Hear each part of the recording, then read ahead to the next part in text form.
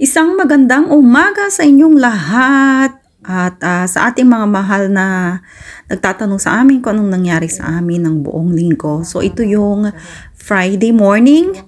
Ayan guys, masaya pa yan, di ba? Ang ganda-ganda ng araw. Nakita mo pa ang uwak na yan na napakalaki. Dalawa sila actually, nagkwak-kwak sila dyan. So, nag-enjoy naman akong i-video sila. Kasi ang lalaki nila, nakaka-amaze, no? So, ayan, after kong nagmuni-muni doon sa mga manok, at inayos ko yan, yung aking pang-ukay-ukay, para ilagay sa isang box at balak kong ipadala ito at pag umuwi ako, itatry kong mag-business, magbenta ng mga napupulot ko dito sa Israel ng mga halos original din. At sayang din guys kung nandito lang sa pagilid-gilid. So tinry kong pulutin at start ng negosyo kung papalarin sa ukay-ukay. Wala namang imposible, wala namang masama kung mag-start ko ano yung gusto mo sa buhay, na mag-start kang mag-ukay-ukay, malay natin mag-click, 'di ba? So wala naman akong ginastos dito kundi shipping fee. So, itatry ko lang kung paano lalabas ang kita dito, mabawi lang shipping fee at makakuha ng konting pera kung anong konting kikitain natin dito sa ukay-ukay, no? So, ayan po, pinapakita ko sa inyo, mga iba't ibang damit ng mga bata, pantulog, panglakad. Actually, malilinis na yan, guys. Tinapon nila na naka-plastic at tupi pa sa mga gilid-gilid at hindi yan tinatapon po talaga sa loob ng basurahan. Sa gilid po siya ng basurahan na naka-plastic pa po. So bahala ka nang magkalkal kung ano yung makukuha mo, kung ano yung pwedeng po pang gamitin at halos lahat po pwede pang gamitin. So na-try kong mag-collect niyan. So, nasa akin kung pwede kong gawing business pagdating ng araw habang andito ako sa Israel. Ayan po, may mga tag price pa. So, ang gaganda pa guys. So, hindi ko lubos maisip kung bakit ganito sila na magtapon ng mga damit. Samantalang sa Pilipinas, itatapon mo na yung damit o yung mga sapatos talaga yung hindi na magagamit. Yung wala ng mga swelas, putas-putas na, wala nang garter ang panty mo, ganon. Pero tignan mo yun guys, yan Mickey Mouse na yan. Ang ganda-ganda, original pa, napakaganda. At mababango pa yan guys ng mga pantalon ng mga bata. Halatadong galing pa ng mga cabinet po yan. Malilinis po talaga guys. So, sana sa mga bibili, ayan, bili-bili na kayo. Charot! Marami pa pong dapat na i-impake, kaya lang hindi kaya sa isang box.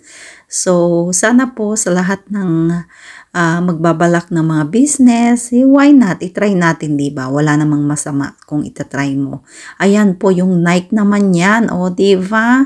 Ang ganda, ang ganda, ang ganda talaga guys. Meron pa yung tag price. So, hindi ko alam kung bakit nila tinapon yung Nike na yan. So, hindi ko lubos maisip. Mayayaman talagang Israel, no? Hindi nila iniinda yung mga pera nilang pinaghihirapan. So, ayan guys, ang dami pa, diba? O parang okay-okay na yung kwarto ko.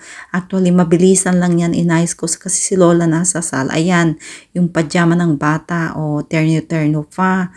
Pag binili mo yan sa Pilipinas, mahal na. Ang mahal na mahirap nang bumili ng mga terno-terno na original, no? Yung mga shorts ng mga bata, mga t-shirts. O, diba? Galing-galing. So, lahat ng gustong bumili dyan, bumili na kayo. Huwag kayong mahiya. I-PM nyo lang sa akin. Charot!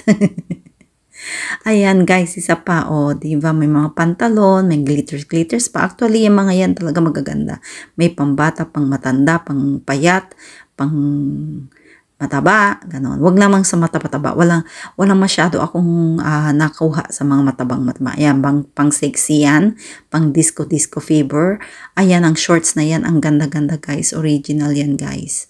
O, diba? Ang ganda-gandang magtinda dito sana sa Israel. Kaya lang kalaban mo din mga Israeli na sa palengke, nagbebenta sila ng mga napupulot nila at binibenta nila na SR shekel, ganyan, or 10 shekel, parang 150 pesos na yun dito sa Pilipinas, doon sa Pilipinas.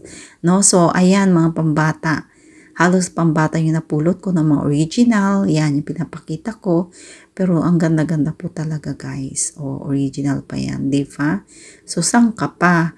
Bebenta mo yan sa Pilipinas, mahal na yan. So, why not? Kung ibenta mo yan tig 100, 150 pag original or 200. Tapos yung mga bata, 50 pesos. Yan. Yung mga pambata, isisingit-singit ko na lang dyan sa box na nakuha ko.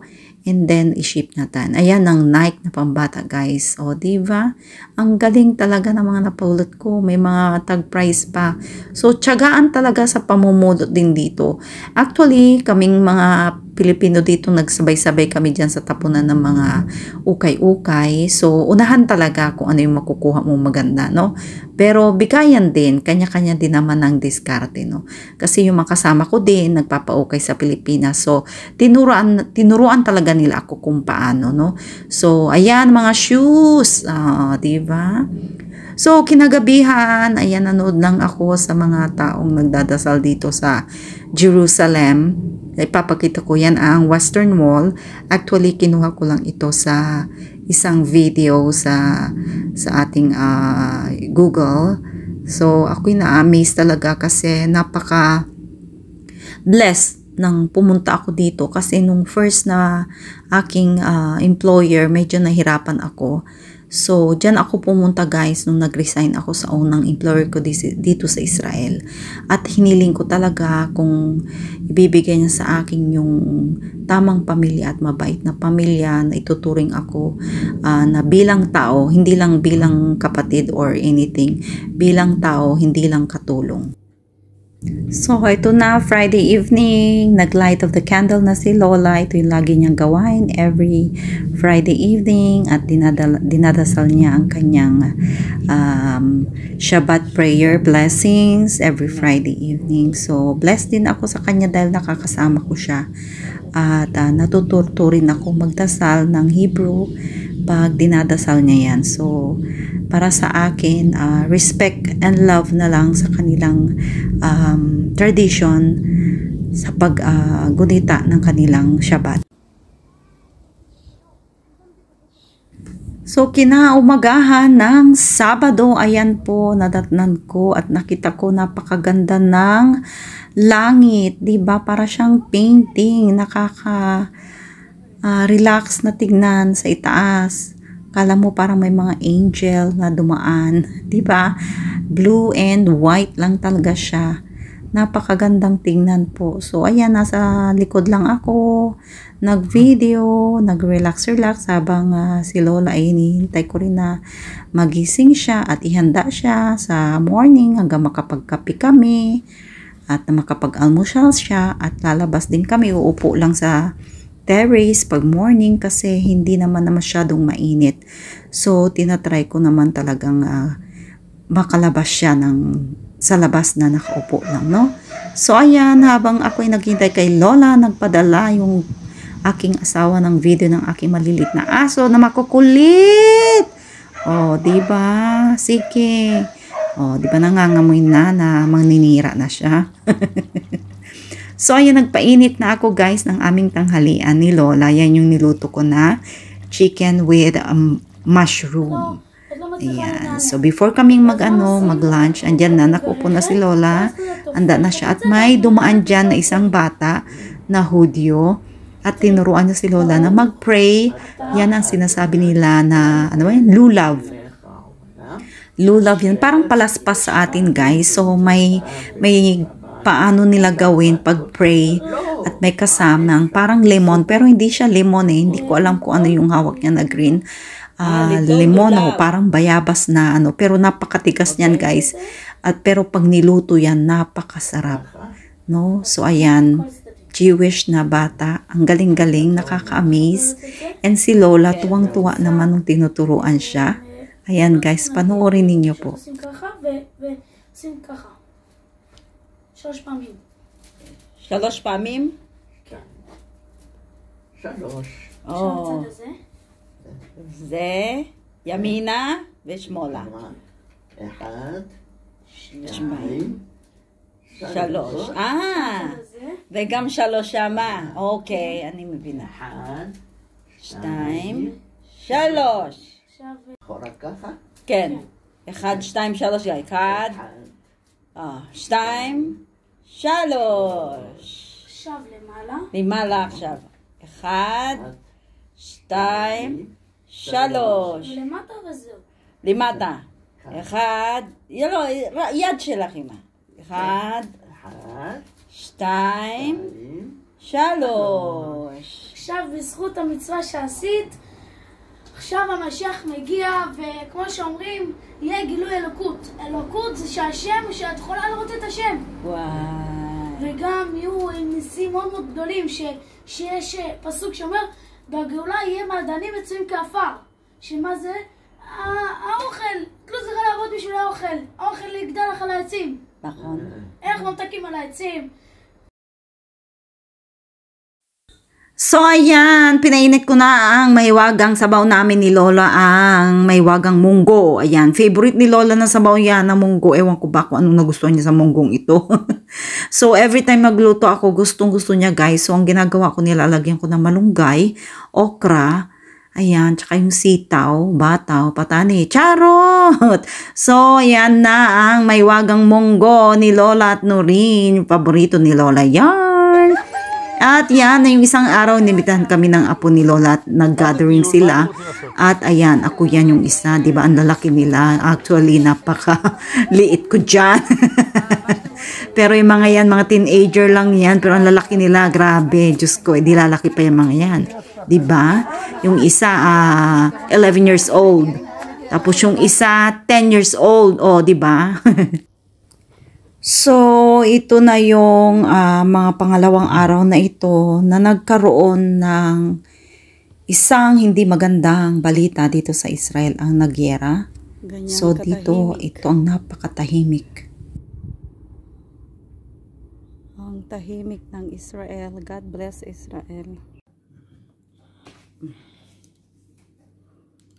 This is Saturday na ito, 1 week na nagkaroon ng giyera. So, nagkagulo-gulo na dito, pero God is good all the time. Prayers. Kasama ko si Lola nag-pray, nag-light ng candle. Ito yung Friday na ito guys, ng evening. So, 1 week nung nangyari na ang hindi magandang balita dito sa Israel. So, we are trying to pray every day kasama ang aking alaga. Pero actually, medyo ano na yan, iba na yung sitwasyon niya. Medyo kinakabahan na siya, na nanginginig na yung kanyang pagsasalita, and iba na talaga. And this is for today na ito, ng Saturday. Actually, this is Sunday morning pala. So, inano ko na lang yung flood at napakatahimik pa guys. Tahimik. So, I hope you can pray for us here in Israel. Maging okay na po kami dito. And peace on earth. Love each other. Ayan, very gloomy po talaga ang panahon. Dumidilim ang panahon dito sa Israel. Biglang dumilim. God bless everyone.